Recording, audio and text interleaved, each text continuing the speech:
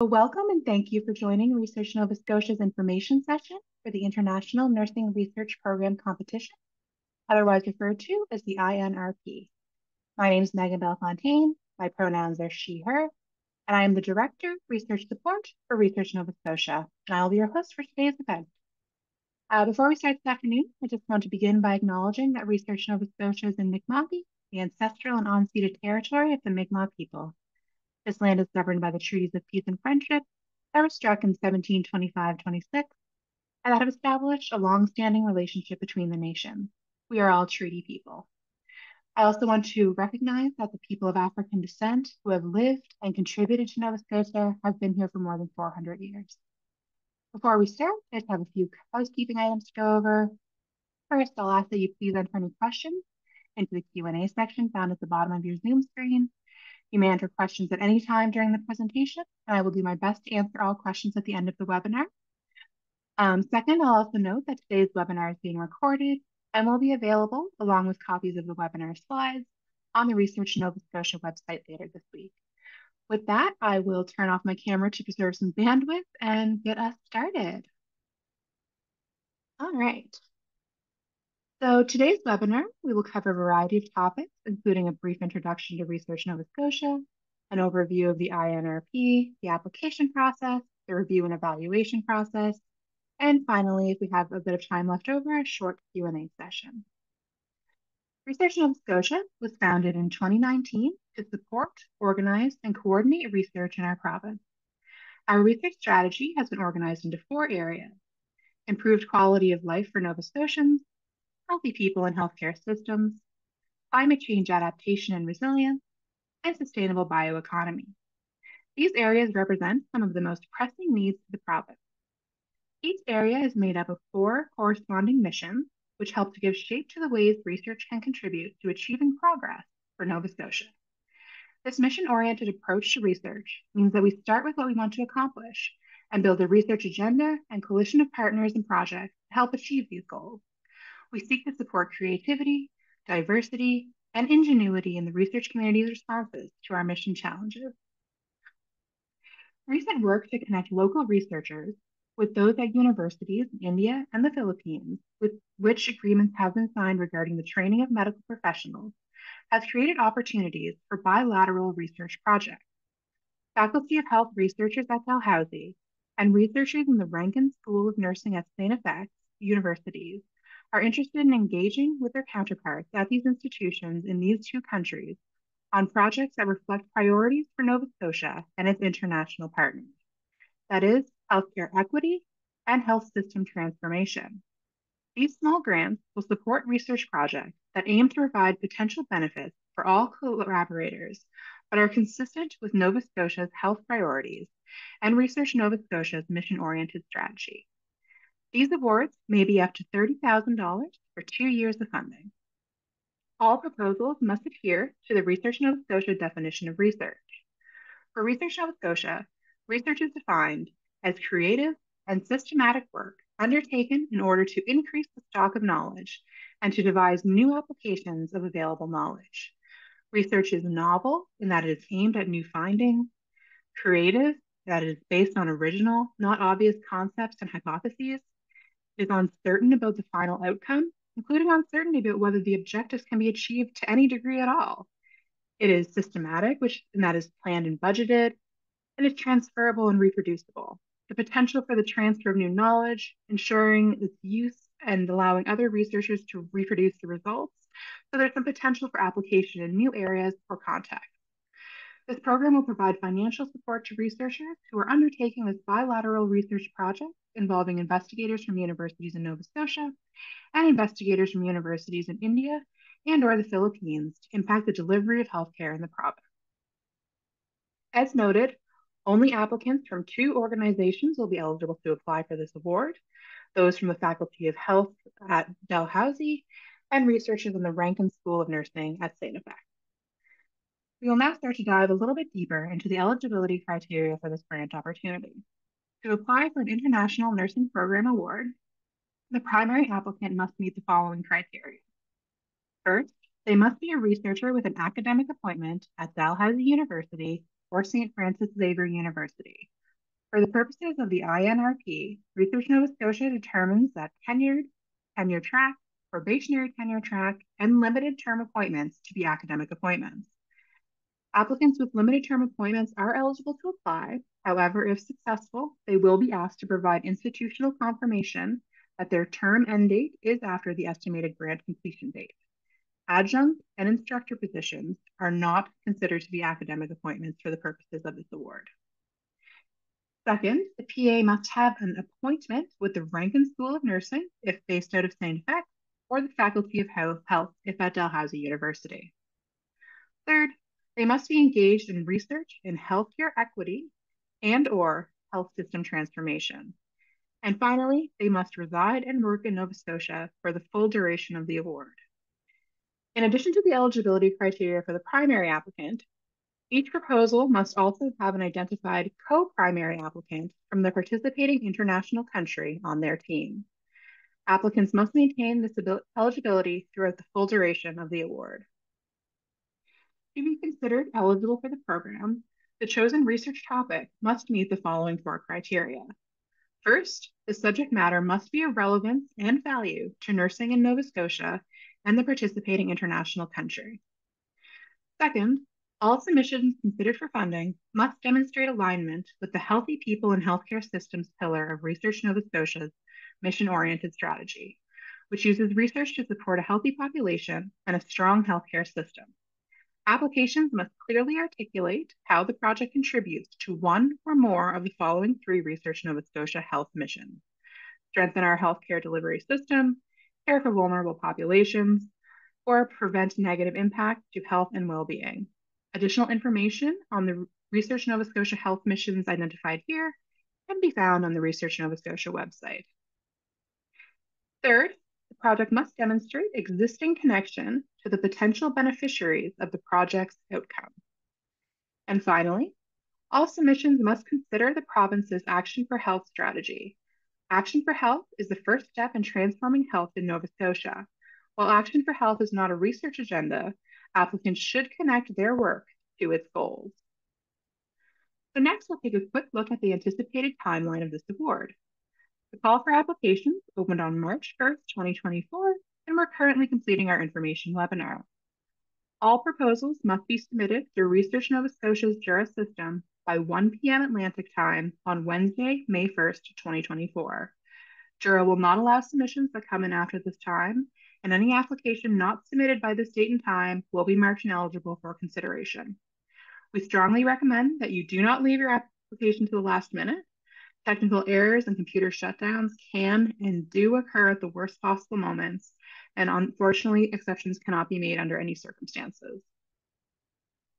Funding decisions are expected in August 2024, and funding will be available to start shortly thereafter.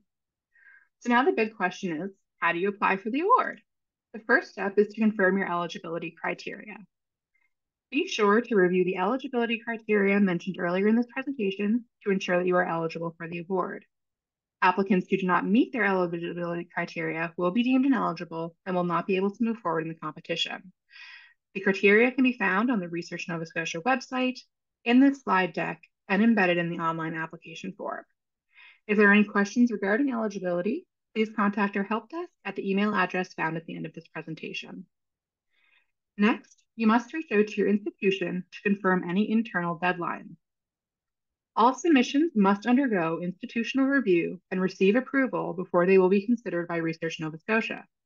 Applicants must connect with their research office well in advance of the submission deadline to confirm any internal deadlines and processes. This process will be completed via an institutional representative in Jura once you submit your application. However, applicants should inform their institution of their intent to submit as early as possible. Next, you must register for a Jura account and complete your EDIA self-declaration. Jura is Research Nova Scotia's online grant management portal. All applications must be submitted through Jura. As a first step, you will navigate to Jura from the Research Nova Scotia website. You will select the For Researchers dropdown and click on Jura Login. Once you reach the Jura homepage, you may log in using existing system credentials if you applied for a previous award, or if you're new to the system, click the Register button to sign up. Once you're on the registration page, you will first need to look up your organization. It should be the organization at which you have your eligible appointment, either Dalhousie University or St. FX University. If you select the wrong organization at sign up, please reach out to our Jura Help Desk and we will be happy to resolve this issue. When entering the name of your organization, a drop-down box with all matching entries will appear. Be sure to select this entry from the pop-up box in order to properly associate your account with the organization. Next, you will complete the contact information section. Please note that all sections marked with an asterisk are required. Finally, you will complete an equity, diversity, inclusion, and accessibility self-declaration. EDIA strengthens the research community and the quality, social relevance, and impact of research. EDIA-informed analyses, systems, and practices ensure barriers faced by underrepresented or disadvantaged groups are identified and addressed, which in turn enhances the integrity of application and selection processes, strengthens research outputs, and increases the overall excellence of research. All information provided to Research Nova Scotia will be kept strictly confidential and will not be shared with third parties. If you do not wish to self-identify, you have the option to select Prefer Not to Say for each question. You must select one option and save your responses for your questionnaire to be marked as complete. Doing this fulfills the mandatory requirement for completing the EDIA self-declaration. You may change your answers to these questions at any time by following the instructions outlined in the How to Complete an EDIA Self-Declaration in Jura document found on the NIRP landing page on the Research Nova Scotia website. When all fields are complete, click the Submit button to create your account in Jura. Shortly after submitting, you will receive an automated email from SmartSimple with a link to set your password. Once your password is set, you will need to agree to the Jura privacy policy and terms of use and will be directed to your user homepage. As noted earlier in the presentation, EDIA self-declaration is required of all applicants. Users who have an existing Jura account will first need to log into the system with their existing credentials, then click on the personal profile link on their homepage, and then select the Equity, Diversity, Inclusion, and Accessibility tab. As with the previous option for new users, if you do not wish to self-identify, you have the option to select Prefer Not to Say for each question. So now that you've successfully registered for Jura and completed your EDIA self-declaration, you may now start working on your application. So from your Jura homepage, you will select the Funding Opportunities section. From here, select the International Nursing Research Program opportunity and click Apply Now to launch your application. Before you begin your application, you will need to click the Save Draft button. This will assign you a unique application number in the system and will allow you to return to your application at any time. Next, you will navigate to the various sections of the application using the tabs located at the top of your screen. All questions marked with an asterisk are mandatory. Jura will not automatically save your progress, so we do recommend that you save frequently in order to avoid losing your work and to enable you to return to work on your application at a later date. In any subsequent section, you can find your draft application in the In Progress Applications section of your Jura homepage. While working on your application, you must follow the guidelines for this opportunity. The detailed guidelines can be found on the Research Nova Scotia website on the International Nursing Research Program landing page. This document provides you with details on what is expected for each of the fields found in your Jura application. We strongly recommend that you take the time to read the guidelines thoroughly in order to set up your application for success. While you're completing the application, there are several areas where you may have some confusion, so we want to spend a few moments of today's webinar to review these details. First, we will look at the applicant organization. The applicant organization that displays on your Jura application is the organization that you selected when you registered for your Research Nova Scotia Jura account. If your organizational affiliation is incorrect on this application, please contact helpdesk@researchnovascotia.ca. Second, we'll review the plain language summary. The plain language summary should provide a clear and concise overview of the project written in language suitable for a non-scientific audience. I always recommend that people keep in mind that they're writing this for, say, their mother. I'm not sure what your family situation is, but my mom worked at a call center for her entire career, and doesn't really understand high-level scientific concepts. So every time I'm writing something for a non-scientific audience, I always try to keep my mother in mind and ask myself whether or not she would understand what I'm talking about. So we ask that wherever possible, you avoid using jargon, abbreviations, and technical terms. If you must use them, please provide a clear explanation. This summary should briefly describe the activity for which you are requesting funding, the research area of interest, and the potential impact for Nova Scotia. If funded, Research Nova Scotia will use this plain language summary for communication purposes. The third, we'll review a few best practices for developing project objectives. To start thinking about how to develop your research objectives, you will first want to state the overall aim of your research. Your objectives should follow from that. They are the expected outcomes from your research as you pursue that aim. Most projects will have multiple outcomes, but we recommend that you are concise. More is not always better. Applicants should include as few objectives as necessary to allow Research Nova Scotia to understand what you want to accomplish. In addition to objectives stemming from the aim of the research, Research Nova Scotia also allows for objectives that demonstrate how the project will increase the researcher's capacity. For example, using specific methodological approach or using a piece of specialized equipment.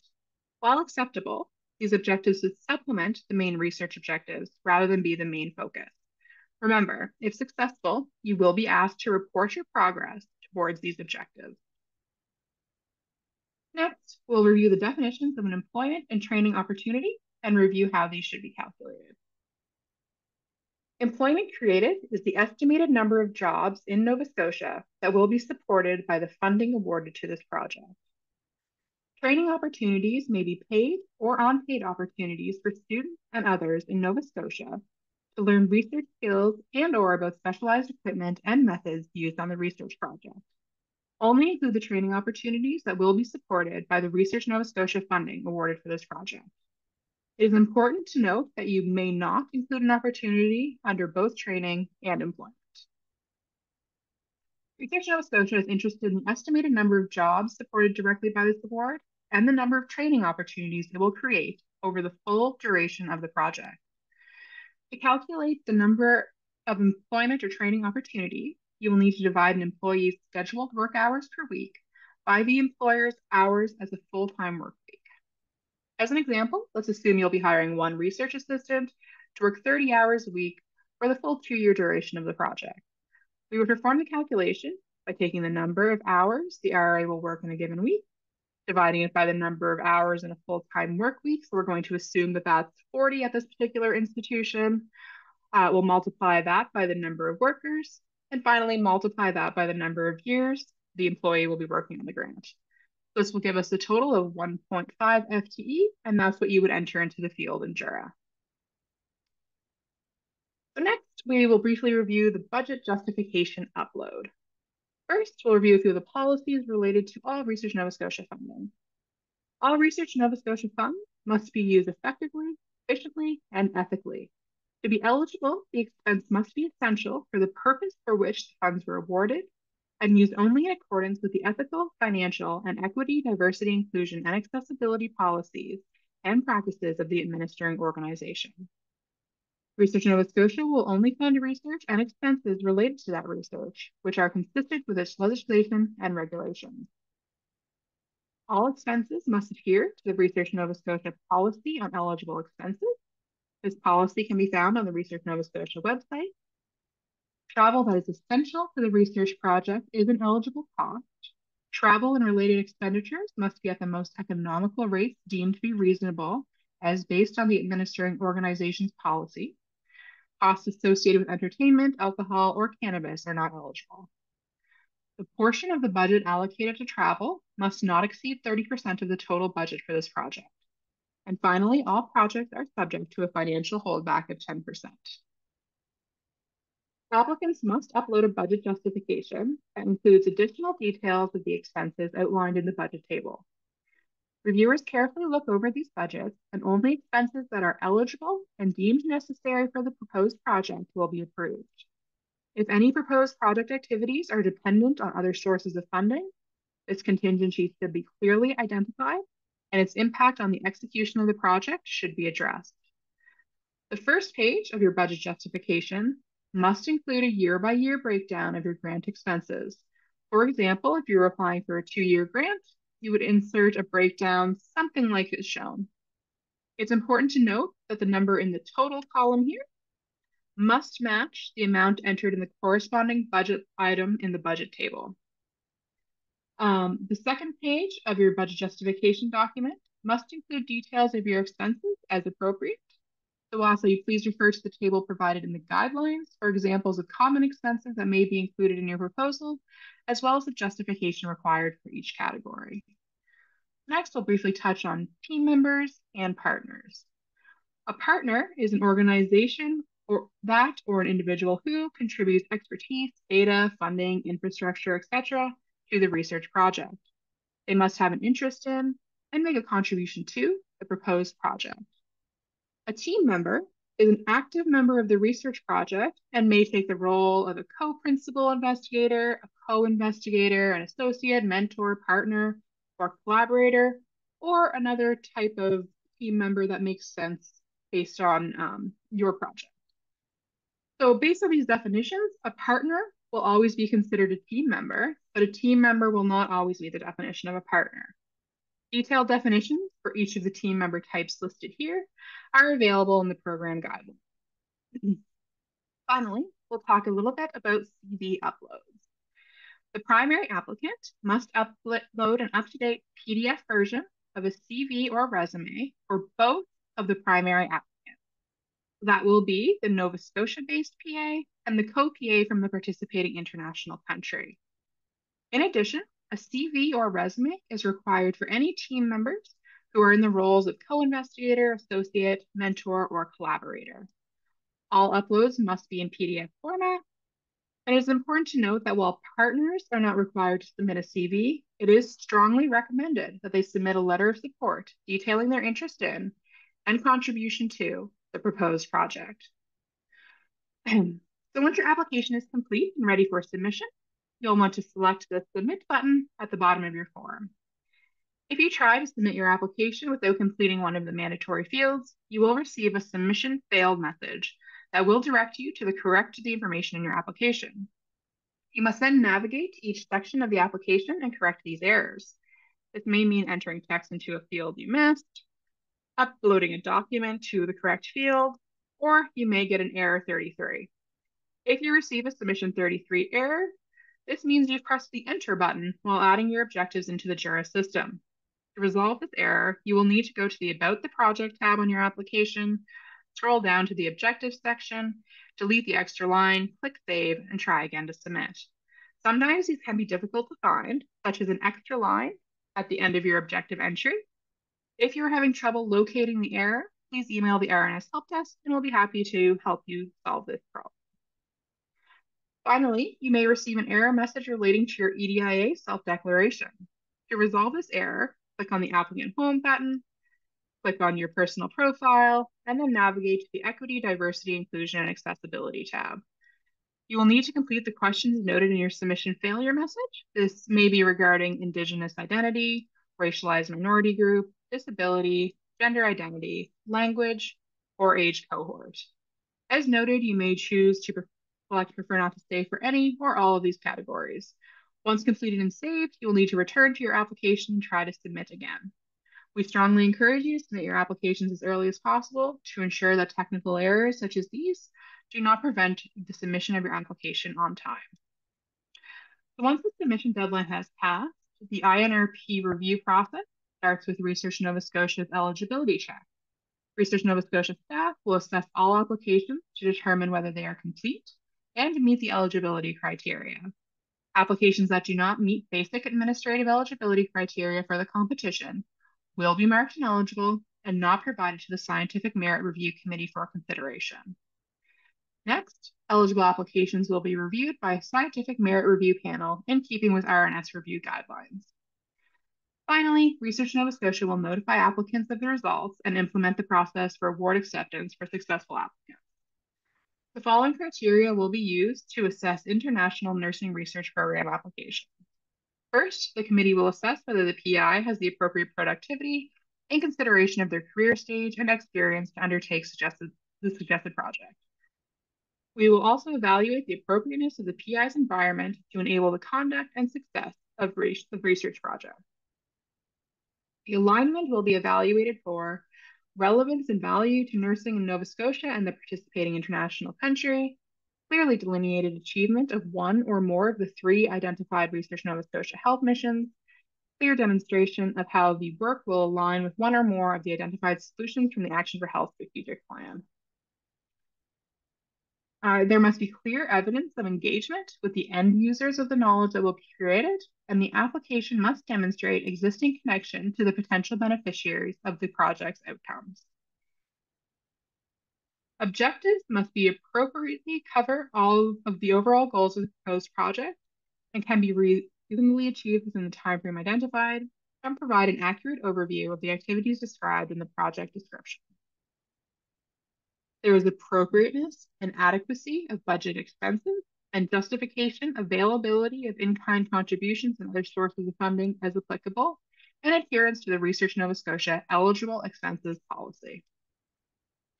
The plain language summary and project description will be evaluated to ensure that the plain language summary provided uses clear language suitable for a non-scientific audience.